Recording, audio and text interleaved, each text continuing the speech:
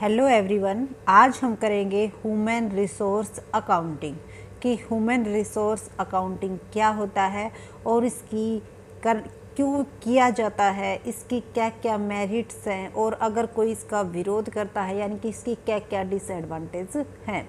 तो human resource accounting, देखो कोई भी चीज़ हम स्टार्ट करते हैं किसी भी टॉपिक को तो हम सबसे पहले उसके नाम से ही उसका मीनिंग क्लियर करने की कोशिश करते हैं।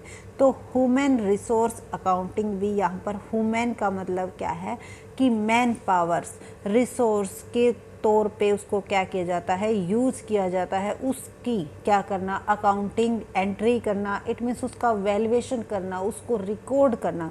जिस तरह से अकाउंट में हम अपनी और एंट्रीज को रिकॉर्ड करते हैं उसी तरह ह्यूमन को भी, क्योंकि ये भी एज ए एसेट्स माना जाता है, इसका भी कैपिटलाइज किया जाता है यानी कि इसकी वैल्यू को भी कैलकुलेट किया जाता है और उसकी क्या की जाती है, रिकॉर्डिंग की जाती है। तो उसे बोलते हैं human resource accounting.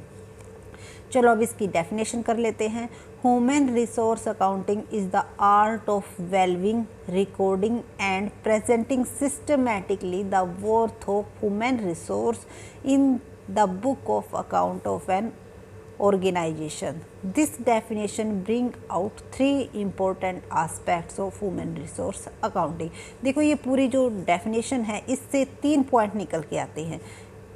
First point क्या है, valuing, recording and presenting systematically, यानी कि सबसे पहले जो ह्यूमन रिसोर्स है यानी कि जो मैन पावर है उसका क्या किया जाएगा, वैल्यूएशन किया जाएगा। उसके बाद उनकी वैल्यू को निकालने के बाद कि इसकी वैल्यू हमारी ऑर्गेनाइजेशन में इतनी है, अगर ये पर्सन्स हमारी ऑर्गेनाइजेशन से बाहर चला जाता है तो हमें इतने का क्या होगा, लॉस होगा। उस से उसकी क्या कैलकुलेट कर लेते हैं, वैल्यू कैलकुलेट कर लेते हैं। उसके बाद उसकी वैल्यू निकालने के बाद उसको क्या करेंगे हम, recording the valuation in the books of accounts. Accounts की बुक में जिस तरह से हम अपनी अदर एसेट्स की एंट्री करते हैं उसी तरह उसका भी क्या किया जाएगा, वैल्यूएशन किया जाएगा। Disclosure of the information in the financial statement of the business, business की जो फाइनेंशियल स्टेटमेंट है उनमें उसको क्या किया जाएगा, डिस्क्लोज किया जाएगा, वहाँ पर उसकी एंट्री की जाएगी।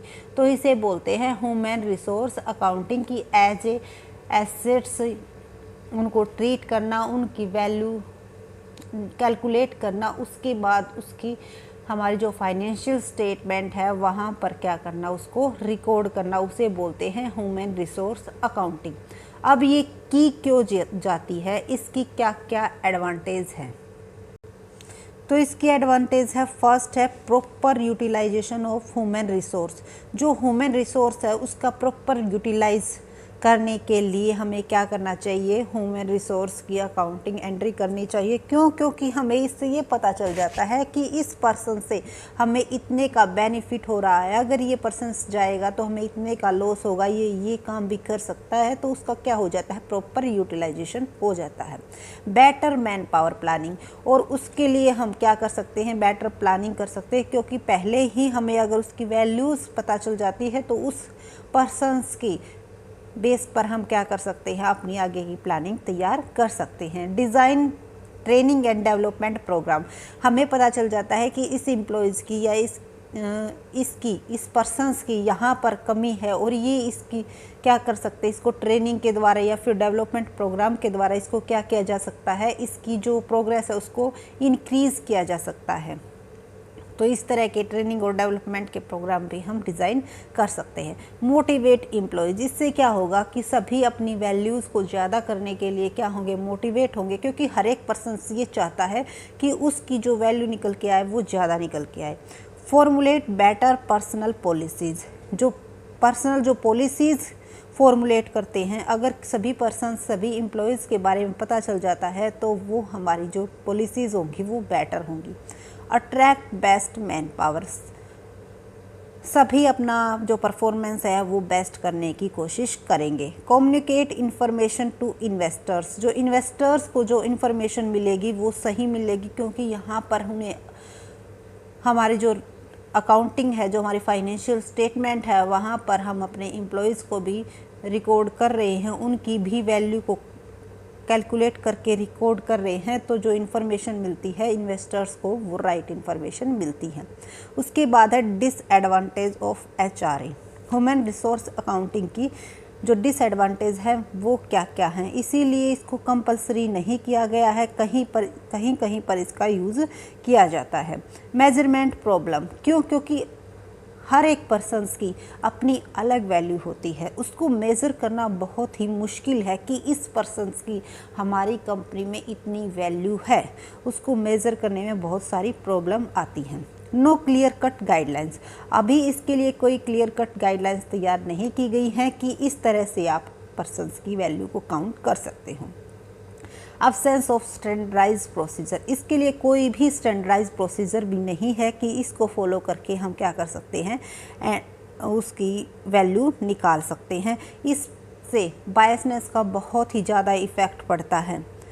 Dehumanise human resources, human resource क्या होता है? डीह्यूमनाइज होता है। इट मीन्स क्या हो जाता है, कई बार क्या होता है जिस पर्सन्स की हमने वैल्यू काउंट की है और उसके साथ ही दूसरे पर्सन्स की हम वैल्यू में अगर डिफरेंस आ जाता है तो जिसकी कम होती है वो क्या हो जाता है? डीमोनेटाइज हो जाता है, यानी कि उसका जो मोटिवेशन जो उसको मिलना चाहिए वो उसको मोटिवेशन नहीं मिल पाता है और उसमें कहीं न कहीं वो इस बात से डीमोटिवेट होता है। नो एविडेंस, इसके लिए कोई भी एविडेंस नहीं है, कोई भी प्रूफ नहीं है कि इस तरह की इससे वैल्यू काउंट कर सकते हैं या फिर हमारी वैल्यू इतनी होनी चाहिए, कम हुई है या फिर ज़्यादा हुई है।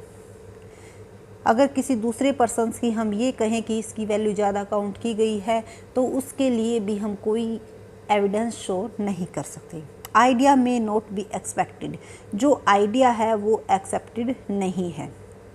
अनरियलिस्टिक वैल्यूएशन, क्योंकि देखो किसी भी पर्सन्स की वैल्यू काउंट करना अनरियलिस्टिक है। हम ये नहीं कह सकते कि ये एम्प्लॉयज़ हमारे यहाँ पर कितने टाइम पीरियड तक काम करेगा, कुछ भी हो सकता है। ह्यूमन्स तो ये रियल नहीं है कि भाई ये 20 ईयर्स तक इसी तरह की प्रोग्रेस करता रहेगा, क्या पता उसकी प्रोग्रेस और ज़्यादा बढ़ जाए काम करने की, या फिर उसकी डाउन भी हो सकती है कुछ उसके पर्सनल इशू की वजह से, ठीक है, वो हमारी कंपनी से जा भी सकता है या फिर कोई उससे बेस्ट अल्टरनेटिव हमें मिल जाता है तो हम उसे भी रख सकते हैं। यानी कि ये क्या है? अनरियलिस्टिक वैल्यूएशन है। तो इसी बेस पर इसको क्या किया जाता है? अस्वीकार किया जाता है, जो इसकी डिसएडवांटेज है। बट ह्यूमन रिसोर्स अकाउंटिंग की एडवांटेज ज़्यादा है और डिसएडवांटेज कम होने की वजह से इसको अगर हम अच्छी बायसनेस को रखते हुए, यानी कि सभी को एक समान रखते हुए अगर हम वैल्यूएशन करते हैं,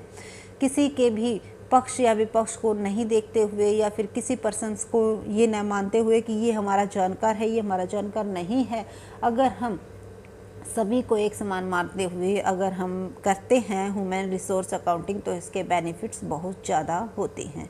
और इसीलिए कहीं कहीं पर ह्यूमन रिसोर्स अकाउंटिंग को आजकल बहुत ही ज़्यादा यूज़ किया जाने लगा है। इसके लिए एक डिपार्टमेंट भी होता है जिसमें हमारे जो ह्यूमन HRA मैनेजर्स वगैरह इसको क्या करते हैं, इसकी एंड रिकॉर्डिंग चेक करते हैं।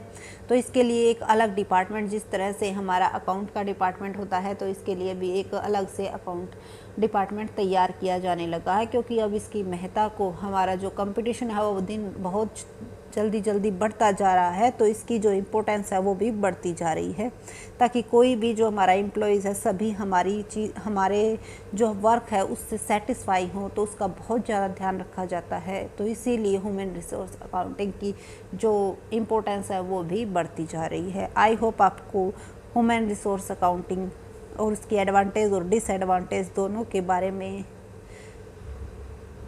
सही आपके जो डाउट थे वो क्लियर हो गए होंगे।